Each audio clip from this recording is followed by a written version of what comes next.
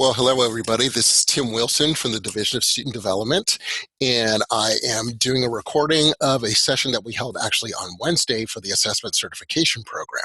So if you're watching this, you missed our session on Wednesday, which is okay. We think we figured out why there weren't as many people there for the ACP opening session as not.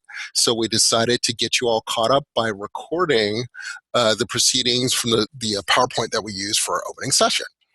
And that's quite all right. So what we're going to do is provide a little bit of history, give you a little overview of the ACP program and its new iteration this year. We're really excited about it. And then we're going to sort of set off the timeline for the quarter in terms of what to expect from ACP and what your responsibilities are. But before we do that, we want to give a little history about assessment within the Division of Student Development. So when I got here in 2004, I was Director of Student Activities, and I was given the goals and outcomes for student activities. And I looked at them and said, okay, this looks pretty good. And I went to my first director's retreat, and the vice president at the time said, we are really, really going to focus in on assessment this year. So we left all fired up to do assessment, and then we did nothing. And the next year, the vice president says again, we're really going to focus on assessment this year. And once again, we did nothing. Now, in the middle of that fall quarter in my second year, there was a bit of a leadership shakeup. So the vice president got promoted and was in the president's cabinet. And then we had a new vice president, and his name was Rob Kelly. And one of the things that he did is that he created a divisional assessment working group. And it was really, he wanted to know just a few things, what information we already knew, what data we had, and what did it say. So in order to help us get started, the original group was chaired by Michelle Murray, who was then Assistant Vice President, and Faizi Goetze. Faizi used to be the director of the International Student Center. So they pulled together a group not only from within the division, but from partners across campus. So we have folks from institutional research, we have folks from the SDA program, helping us sort of cull through all these big surveys that we had and all this data that we had, but we didn't really know what it said. And again, those are the three primary objectives there. Identify the existing data, analyze it, and then report the results. So we actually partnered with the SDA program with their institutional research class, and these students did a fabulous job of going out and looking at the information and telling us what it said. Then we were able to take that information, create assessment briefs that informed the role that student development played and really promoting the university values, the 6 university values in the division. And that was fantastic. We presented everything at an in-service, and we felt like, wow, we've really accomplished something. So then we were sort of stuck with thinking, okay, well, what do we do now? We've assessed all this information. We've gotten this information to light. What do we do with it? So we created DOG. We made it a permanent committee. It was chaired by myself and the then Director of Wellness and Health Promotion, Deb Hinchy. And we took about a year just sort of thinking about what we wanted to do and who we needed to be at that time.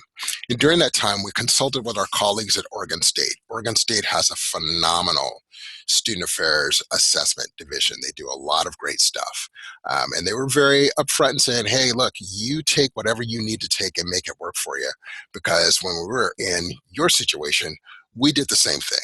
One of the things that we noticed was that they had some online trainings that they did for their staff. They had like 3 different levels. It was like Assessment 101, Assessment 201, and 301, and whatnot. And we just sort of kept that in the back of our minds. And we knew we weren't there yet, but we knew it was something that we wanted to come back to.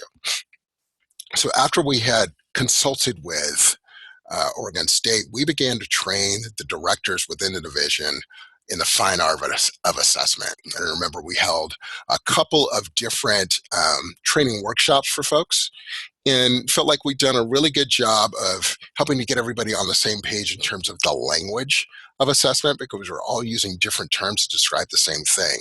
So we knew that if you wanted to change a culture, that you always start with the language first. So that's what we did. We started with the language and helped people understand what learning outcomes were versus goals, and how learning outcomes and goals really are driven by the mission and things of that nature. So we've done a good job of getting directors trained, but in the backs of our minds, we knew, well, wow, this directors group isn't going to stay intact forever. And secondly, we're always going to be hiring new people, and we can't really put all of the assessment responsibility on the director. So how do we train other people other than the directors? How do we go about doing that? And more importantly, how do you get people to want to be trained? I remember we were in a planning retreat for the year, and we started kicking around the idea for ACP. And we were thinking, how do we get people to want to be trained? We said, well, you've got to reward them somehow. We knew we couldn't give money. We knew we couldn't give gift cards and things like that because we didn't have the funding to do that. And somebody just in kind of an offhanded way said, well, let's give them a cheap little certificate. And we kind of joked about that. It was like 3 o'clock in the afternoon. We were punchy, but then the idea stuck. We could give them certificates and that would be an award. So we sort of held on to that and ran with it, and we came up with the ACP. It's a professional development opportunity that's designed to help people gain some basic understanding of assessment. What's the language? What are the techniques that you can use? And really, it's an opportunity to develop skills, and it's something that's for free. And it's also a skill that is becoming more and more in demand for student affairs professionals to know how to do. So that's how the ACP came about. Now, the old ACP that we developed was 8 weeks long. We always did it in the spring. Okay. Everything was delivered. All the content was delivered in person, originally by just one facilitator, but then we thought, well, we have a whole committee. Let's have multiple facilitators do it. Okay. The number of participants was capped at 15. I know the first year we did it, we had 25, and that seemed a bit too big. So then we went with 15. And all the materials were provided via email or by our old learning management system, which was Angel. And what we would do is we would send stuff out the week before and things of that nature. And that worked pretty well for a while.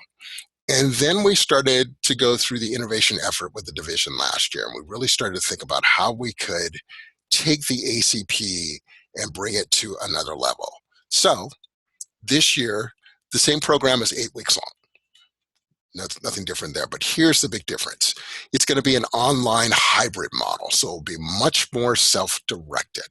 Okay, we're only going to meet a couple times throughout the quarter, just like an online class. We'll get into the timeline a little bit more in a couple of slides, but that's one thing. More self-directed, a lot more content delivered online. Because it's online, pardon me, we can cap the number of participants at around 20.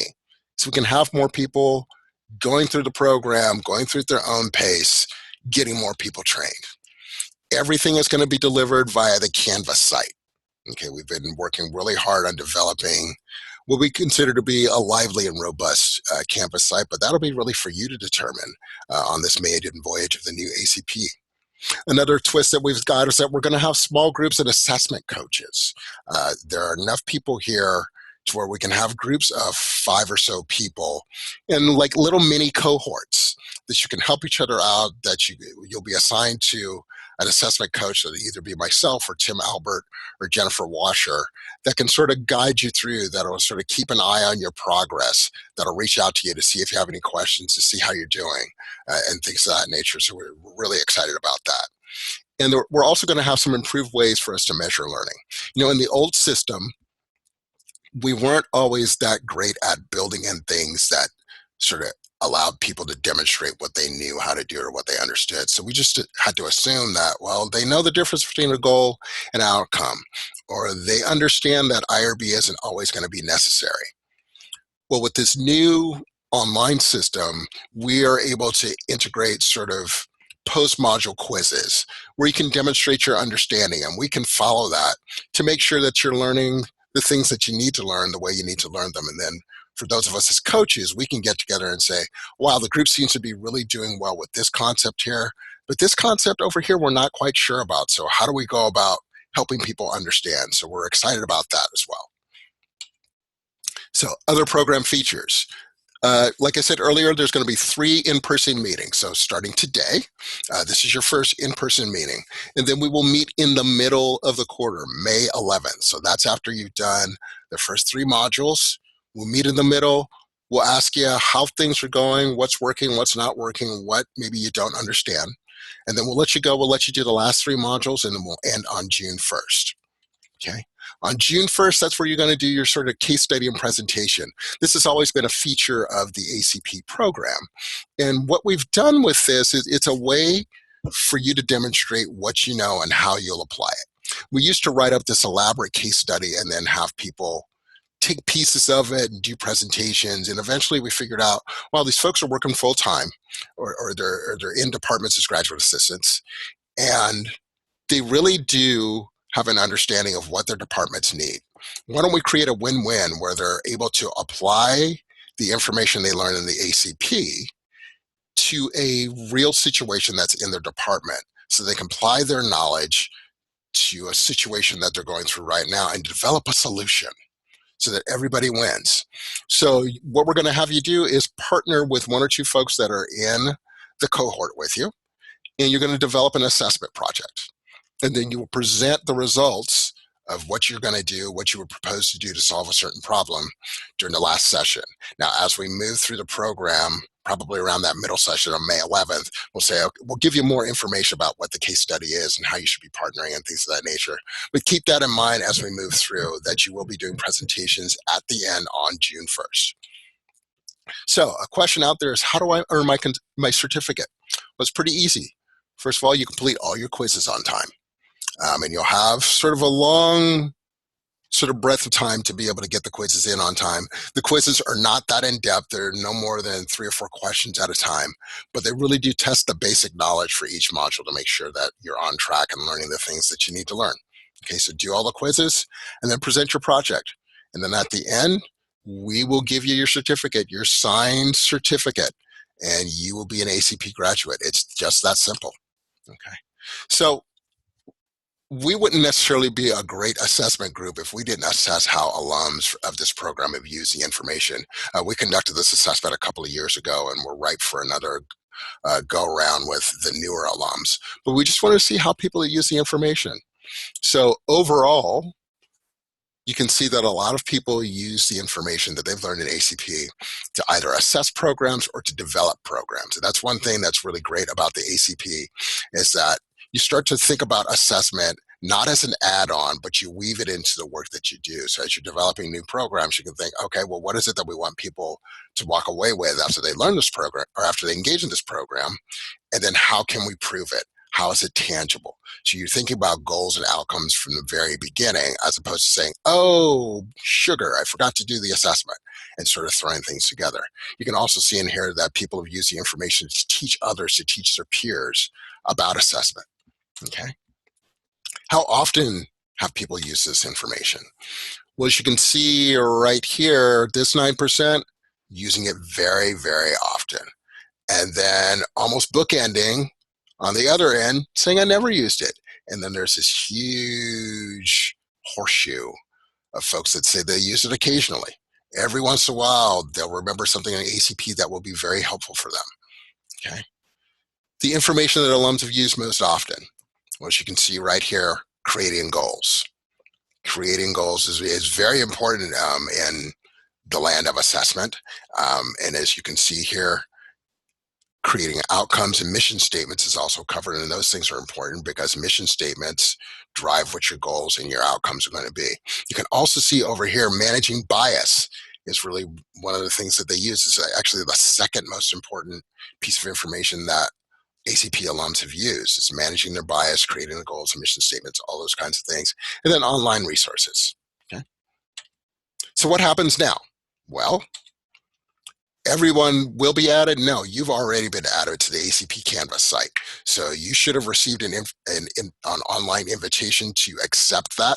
Please go ahead and do that if you haven't done so already, and start working your way through the modules. Okay. And then you'll be assigned a coach. You'll probably hear about who your coach is going to be at some point next week. And that's really all there is to it. So that's all I have. I look forward to seeing you participate online, and we look forward to seeing you at that May meeting and that June meeting as well. If you have any questions or any concerns, please feel free to reach out to me, Tim Wilson, at wilsont@seattleu.edu. I hope that this has been helpful, and we look forward to seeing you participate in the ACP. Take care.